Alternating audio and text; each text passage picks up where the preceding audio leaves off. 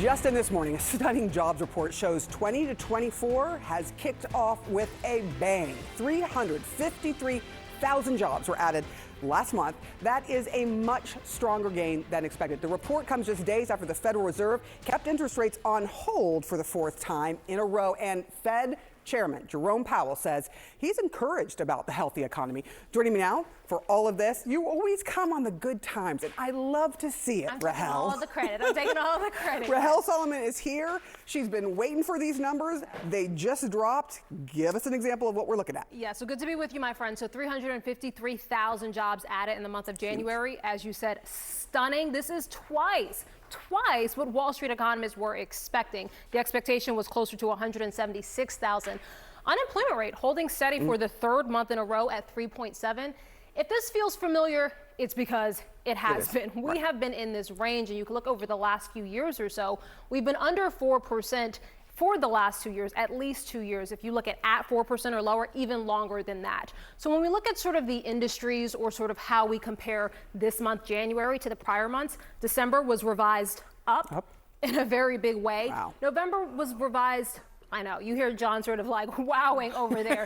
I mean, it is very shocking. November was revised up slightly. So it was a stronger year than we had even expected, right?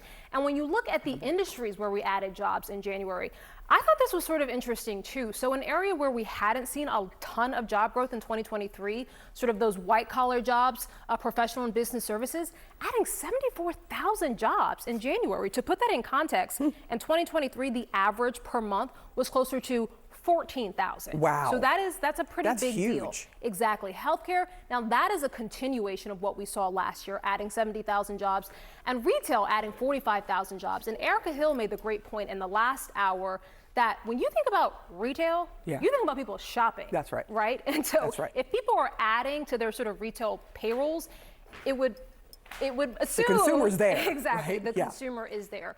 So this is all just, again, another sign of a labor market that continues to show some real signs of strength.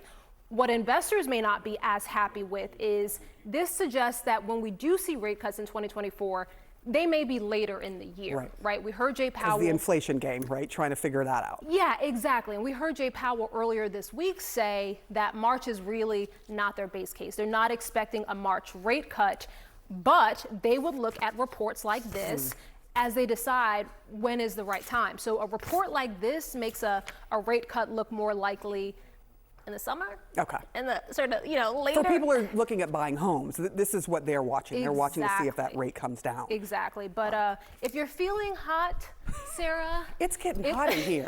Yes, exactly. As our friend Nellie once said, it's because the labor market is still showing some heat. Okay. Well, she always brings the heat, everybody. Rahel Solomon. Also, the reason why John was jumping up and down is I think he was like on his 401k. Was that what you were doing? No, I'm schwitzing. I mean, this is the schwitzing economy right now. I have nothing to say to that. But in a good way. You're Consistently just exceeding expectations by a ton. Yeah. And it is so hot. It is so hot that in a brand new CNN poll, we are starting to see these relentlessly positive job numbers have an impact perhaps on attitudes here. Look at this. All right, we asked things going well in the country today. 35% say things are going well. Now, that is not a great number when you look at it in a vacuum. However, it ties a 2-year high. In some of the opinions over the last 2 years have been quite low, 21%. So this is a lot higher than it has been over the last 2 years. You break it down by party, it's a similar story.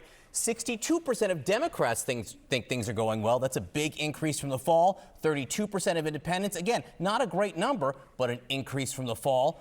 14% of Republicans think things are going well. A low number, but again, double what it was in the fall. How is Joe Biden being given credit for this? Well, a little bit more. Again, how is Joe Biden handling the economy? Right now, 37% approve of the way he's handling the economy. Again, not a great number in a vacuum, but up from what it was in November. So you're starting to see these numbers move a little bit in the direction the White House would like to see. How have Joe Biden's policies affected U.S. economic conditions? A very similar story. Worsened conditions, 55%, a number that should trouble the White House, but moving in the right direction for them since August. Improved conditions, 26%, again, moving up from August, had no effect, stays the same.